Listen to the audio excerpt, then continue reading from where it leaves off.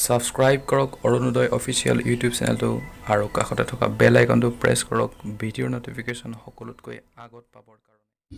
TikTok লাভাৰৰ বাবে সুখবৰ, টিকটকৰ বিকল্প হিচাপে ব্যৱহাৰ কৰক ভাৰতীয় এপ চিংগাৰী। দেশজুৰি জনপ্ৰিয় চীন এপ টিকটক কেন্দ্ৰীয় চৰকাৰে নিষিদ্ধ কৰাৰ পিছতে ভাৰতীয় ছ'চিয়েল এপ চিংগাৰী চাহিদা দ্ৰুতগতিত বৃদ্ধি পাইছে। ইপিনে ৰাষ্ট্ৰীয় সুৰক্ষাৰ স্বাৰ্থত টিকটকৰ লগতে 59টা এপ নিষিদ্ধ হোৱাৰ পাছতে দেশজুৰি প্ৰতি ঘণ্টাত 2 নিযুততকৈ অধিক লোকে এপ চিংগাৰী প্ৰত্যক্ষ কৰিছে।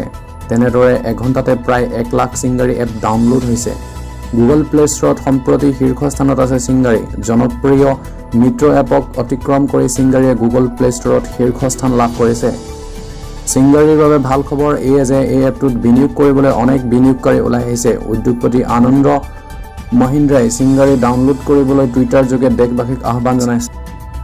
জুলাই মাহত দেশজুৰি আৰম্ভ হ'ব মানৱ দেহত কৰোনা ভেকচিনৰ পৰীক্ষা। দেশৰ প্ৰথম কৰোনা ভাইৰাছৰ ভেকচিন কোভাক্সিন মানৱ দেহত পৰীক্ষণৰ অনুমোদন জনালে drug controller general of India CDSCROৱে। ঘাতক কোভিড-19ৰ ভেকচিন উদ্ভাৱন কৰাৰ বাবে বিশ্বজুৰি 200তকৈ অধিক সংস্থাই অহৰহ কাম কৰি থকাৰ মাজতে হায়দৰাবাদস্থিত ভাৰতৰ বায়'টেকৰ কোভাক্সিন মানৱ শৰীৰত পৰীক্ষণৰ অনুমতি লাভ কৰিলে। এই অনুমোদনৰ পাছতেই কোম্পানীটোৱে মানৱ শৰীৰত পৰ্যায় 1 আৰু পৰ্যায় 2 পৰীক্ষণ কৰিব পাৰিব। ইপিনে এই অনুমোদনৰ পাছতেই কোভাক্সিনৰ মানৱ শৰীৰত পৰীক্ষণ জুলাই মাহত দেশজুৰি আৰম্ভ হ'ব। উল্লেখযোগ্য যে ভাৰতত বায়'টেকৰ উপৰি ভাৰতৰ আন 5টাকৈ কোম্পানীয়ে ভেকচিন উদ্ভাৱনৰ কাম কৰি আছে।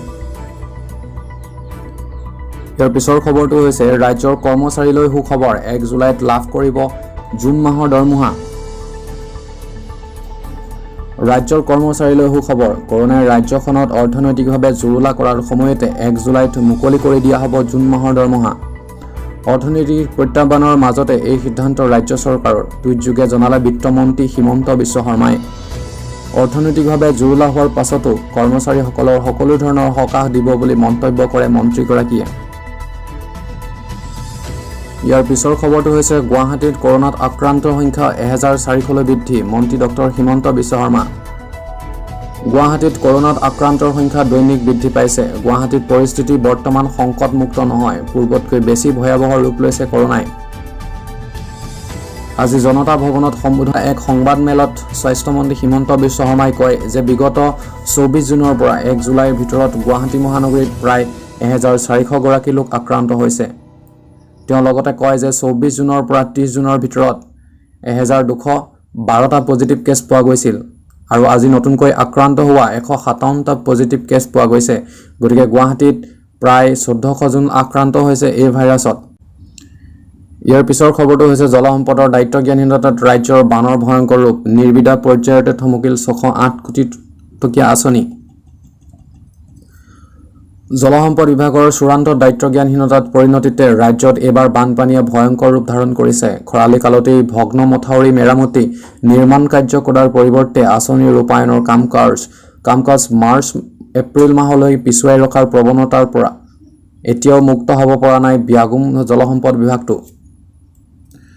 মুখ্যমন্ত্ৰী সৰ্বানন্দ সোণোৱালকে ধৰি ৰাজ্য চৰকাৰে বাৰম্বাৰ নিৰ্মাণ কাৰ্য অক্টোবৰ-নৱেম্বৰ মাহৰ পৰাই আৰম্ভ কৰিবলৈ সোঁৱৰাই থকাৰ স্বত্তেও গা লৰা নাই জলসম্পদ বিভাগৰ।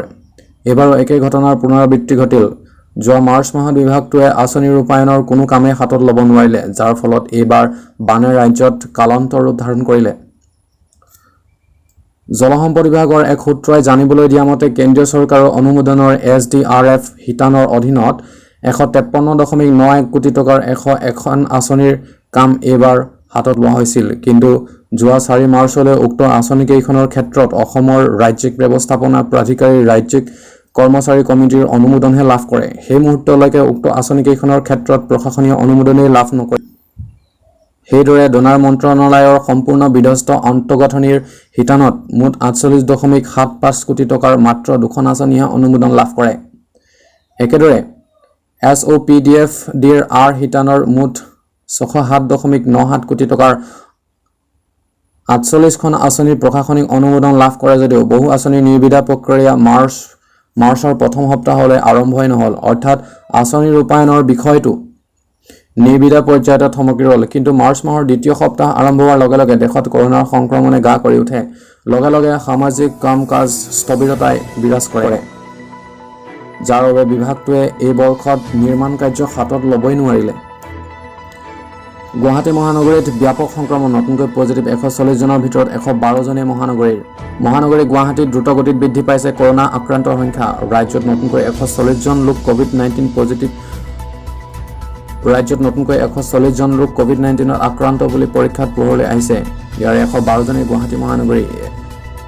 এক টুইট যোগে এই কথা ঘোষণা কৰে স্বাস্থ্যমন্ত্ৰী ডক্টৰ হিমন্ত বিশ্ব শৰ্মাই। ইপিনে এই টুইটৰ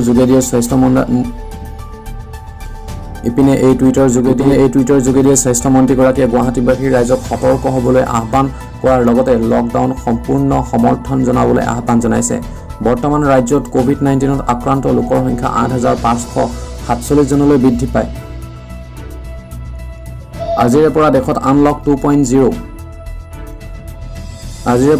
আৰম্ভ হ'ল আনলক 2.0। নতুন নীতি নিৰ্দেশনা জাৰি কেন্দ্ৰীয় চৰকাৰৰ। দেশজুৰি কৰোনাত আতংক চলি থকাৰ সময়তে এই সিদ্ধান্ত। সেই অনুসৰি 31 জুলাইলৈ বন্ধ থাকিব school, college, cinema hall, gym, swimming pool, park আৰু বাৰ। আন্তঃৰাষ্ট্ৰীয় বিমান সেৱা বন্ধ থাকিব।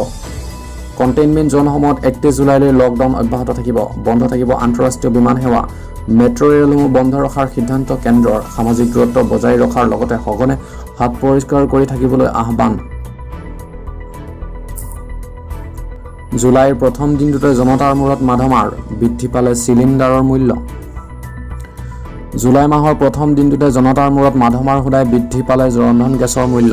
বিনা ৰাজসাহায্যকৃত চিলিণ্ডাৰ দাম বৃদ্ধিৰ কথা ইতিমধ্যে IOCLৰ ৱেবছাইটত উপলব্ধ হৈছে। 1 জুলাইৰ পৰা প্ৰযোজ্য হোৱাকৈ 19 কিলোগ্ৰাম আৰু 14.2 কিলোগ্ৰাম বিনা ৰাজসাহায্যকৃত চিলিণ্ডাৰৰ দাম 11.50 টকালৈ বৃদ্ধি কৰাৰ সিদ্ধান্ত গ্ৰহণ কৰা হৈছে। উল্লেখযোগ্য যে মে' মাহত প্ৰতিখন ৰাজ্যত হ্ৰাস পাইছিল ৰন্ধন গেছৰ